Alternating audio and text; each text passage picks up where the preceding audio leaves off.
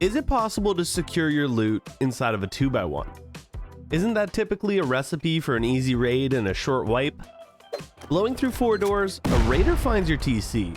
Once that's taken care of and they take your trash loot, they assume you're a noob and walk away thinking you have nothing to offer. But when they destroyed that TC, it sent 24 hours of upkeep into your walls, and so when you log in, your base is still there. And the only loot the raiders took was a decoy, because inside this base are some secrets. Today's video is sponsored by Outplayed. With Outplayed, you don't have to worry about fumbling with recording and instead can focus on the gameplay. Getting to work as soon as you launch your game, Outplayed will capture everything. But if you're looking to create that next viral clip, you're gonna need more than just gameplay, adding in your mic and camera to really spice up the clips and make it your own. Once you close the game, Outplayed will open up, and here you can edit or trim down your clips to only show what's important. Finishing up, you can send that footage directly to your friends or even straight to your socials. With over 300 games supported and free to use, Outplayed is the best option for a gamer looking to capture their gameplay. Make sure to use my link down below in the description to help support the channel and start recording today. This base can be a little tricky to set up at first because it's a little more complicated than initially meets the eye. Starting off, you're going to want to basically secure your entire footprint right from the start. This is going to make sure that we don't mess anything up, we secure our area, and we can do the entire build process.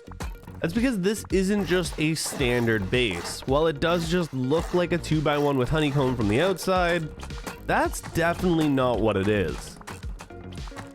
But in order to get it built, we need to build that first. Closing in this front area, you can go ahead and add this area up top, but we do want to leave most everything else open. Now, for the most part, these areas here are actually going to function as honeycombed.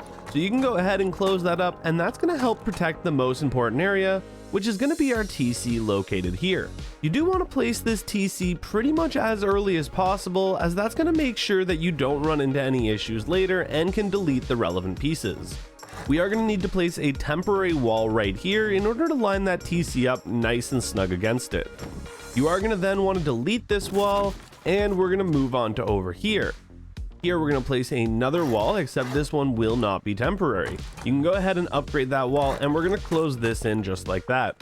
Here you can place your double or single doors, creating your airlock system.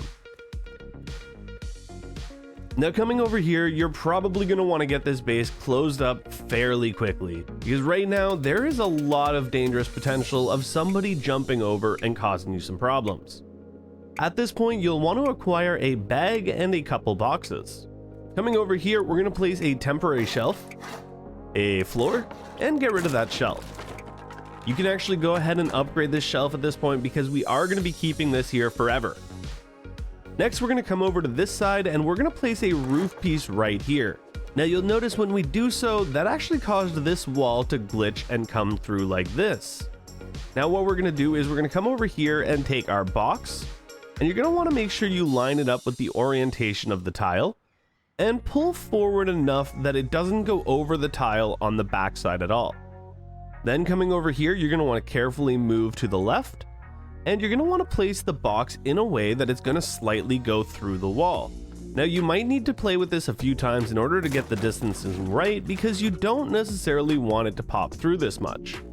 The more that you make it pop through, the easier it is going to be for somebody else to spot that box and know that there's something going on. Of course, it also makes it a lot easier to get access to that box, so really it's up to you how you want to do it. If you don't go far enough, you actually won't be able to reach the box at all, and you'll have to repeat the process. Fortunately, it is just costing you a little bit of wood in order to get this open again, and then you just got to make sure you're repairing the box between attempts. With the box placed in a favorable position that you can now access the box through the wall, you're going to want to get this area closed up. First, we're going to then place our second area of the shelf right here, and then we're going to place 2 storage boxes here. This is going to be where we place our most valuable loot. This area needs to be protected at all costs. Jumping up, we're going to now be able to close up the roof, and we're going to get this area sealed.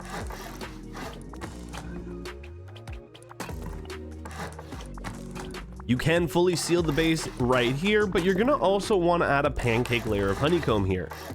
This makes it a lot less likely that someone's going to go top down, and especially on a 2x1, they're much more likely to simply raid through the doors, especially once you've upgraded these walls to metal. If you do upgrade all of these outside walls to metal, it almost guarantees that any raider worth their salt is going to go through the doors. Coming into the base, we now need to close this room here, and we're going to do so by first adding a bag. This bag should be named something that you'll remember. It's in the walls. Next, go ahead and close this up like you normally would, and we can place a double door frame right here. Now, in the event of a rocket raid, it might actually destroy this box when they destroy this double door, and for that reason, you might want to switch to a single door just to possibly reduce the chance that they aim it in a spot that it splashes that wall there. That said, one way to avoid this completely is to just not place a door in this spot, but that does reduce the security to TC. Next, what we're going to do is we're going to come over here and we're going to need to add a shelf. Now, if you have already upgraded this area here, you will need to come all the way outside, place a foundation, place this, and then glitch it into the wall so that you can come over here and build off this. Obviously, there's smarter ways to go about that, but because I already closed in that area of honeycomb, that's how I had to do it. Coming in here, you're going to place your first box by coming back here and placing it against the wall. You want to make sure it is as tight to the back wall and side as possible, giving you just enough space to slide a box in here. Repeat that process up here by first doing this box right here, and then doing this box right here. You can also put a small box on both here and here. Now, it is important to remember we do want to look kind of noobish, but you also need to lock your TC. That's because you want them to destroy the TC and send that upkeep into your base. When a TC is destroyed, it sends 24 hours of upkeep, as long as it's in the TC, into the base, causing it to increase the time it would take to decay. Now, obviously, this looks a little out of place and we don't really want other people seeing it, so one really easy method to hide it is to simply put a locker in front of it.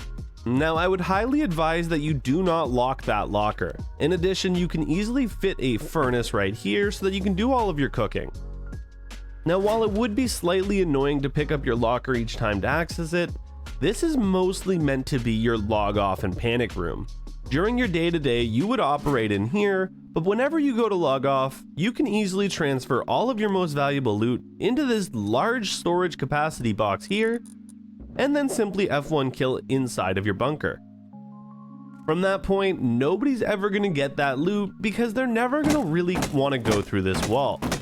You can also upgrade these walls to go ahead and increase that security and make it much less likely that they would go through walls, because who's going to want to go through sheet metal when they can just go through doors?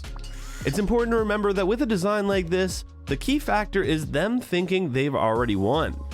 By the time they've gotten this far and they've taken all of the loot and they've seen that all you had was trash, they're going to assume that that's all you had. That means they're not going to bother digging through your walls to look for hidden rooms when they've already got all the goods. Thanks again to Outplayed for sponsoring today's video, and if you haven't already, make sure you either click that link in the description or in the pinned comments down below to help support the channel.